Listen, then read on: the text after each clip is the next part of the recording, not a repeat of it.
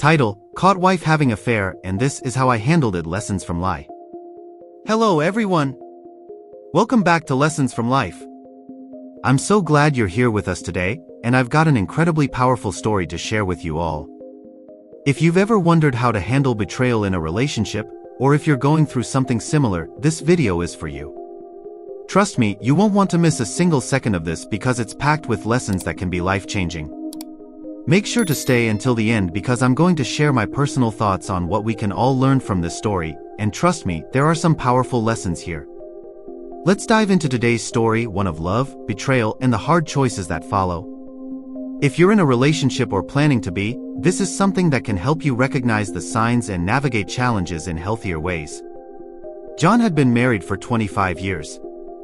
Over the years, they had built a life together, 3 children, a comfortable home, and what seemed like a stable, loving marriage.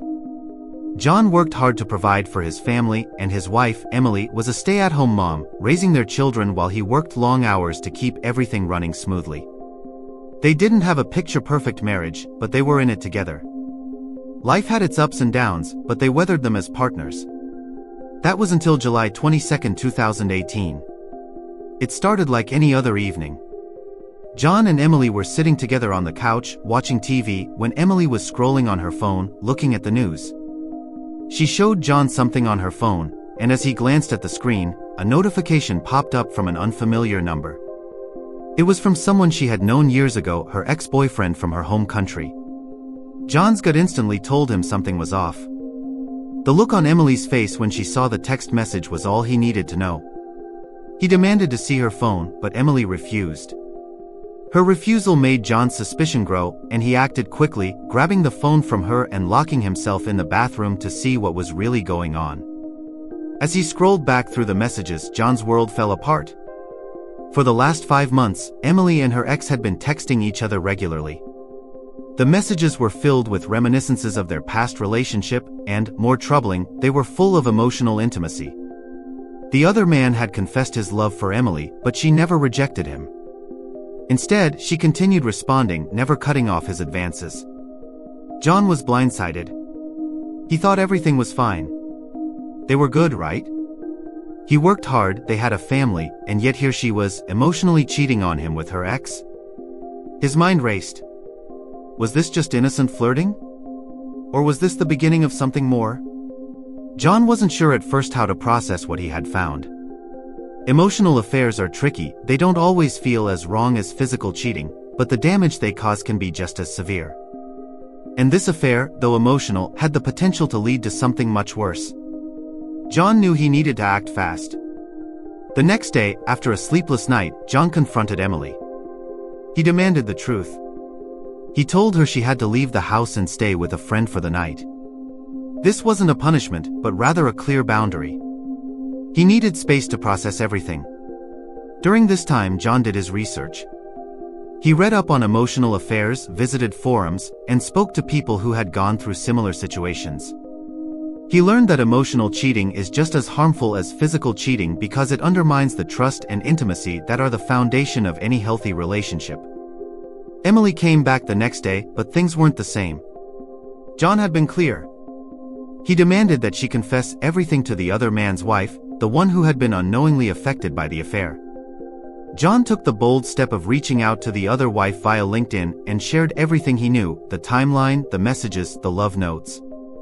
He wanted to make sure that everyone involved knew the truth. Emily's affair wasn't just her secret, it was now a shared burden. When the other wife reached out to John, the other man was with her.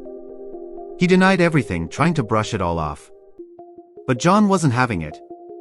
He demanded that Emily read aloud the love notes and texts to the other wife, letting her hear everything her husband had sent. John wasn't doing this to humiliate Emily, though.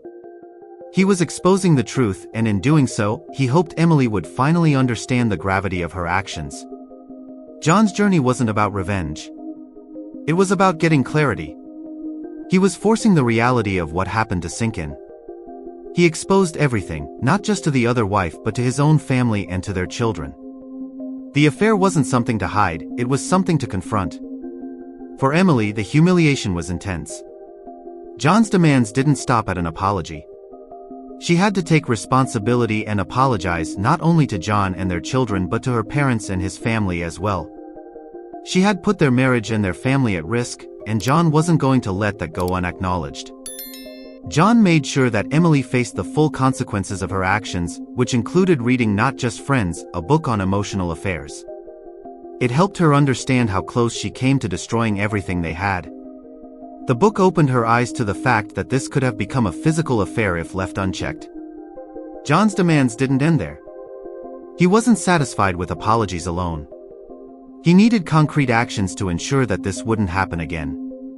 So, he pushed for a polygraph test to confirm that no physical affair had occurred. The test came back negative, which gave John some peace of mind. But that didn't mean everything was fixed. One of John's key demands was that Emily get a job. He felt she had too much free time, and this emotional affair had stemmed from a lack of purpose outside of their home life. Emily didn't argue. She started working part-time, which gave her a sense of independence and responsibility. But perhaps the most significant change was the new rules around privacy. John instituted a no-secrets policy in their marriage. This meant they had an open phone and password policy. John would check in on Emily's phone if something felt off, but he didn't abuse this privilege. It was about trust, making sure their relationship had clear boundaries and that both of them were accountable for their actions. John's story is unique, but the emotions and decisions he faced are relatable to many people. I want to share a similar example of how emotional affairs can tear lives apart. A friend of mine, Sarah, went through a similar situation. She found out that her husband had been texting a colleague for months. At first it seemed harmless, just work-related stuff. But then, the messages grew more personal, and it became clear that they were building an emotional connection. Sarah was devastated when she discovered it, but she did something that many people wouldn't. She didn't confront her husband immediately. Instead, she took some time to reflect on her own feelings and what she wanted for the future. Sarah ended up seeking therapy for herself and later for her marriage. She and her husband worked through the issues, though it wasn't easy. It took time to rebuild trust, but Sarah learned that confronting the situation and being willing to address it head-on was the key to moving forward. They came out stronger, not because they ignored the affair but because they faced it together. 1. Emotional affairs are just as destructive as physical affairs. Both types of affairs betray the trust of the partner and create long-lasting damage. Emotional cheating can often lead to physical cheating, so it's important to recognize it early. 2. Set boundaries. Setting boundaries in a relationship is crucial for maintaining trust. When a boundary is crossed, it's important to re-establish clear limits to protect your relationship.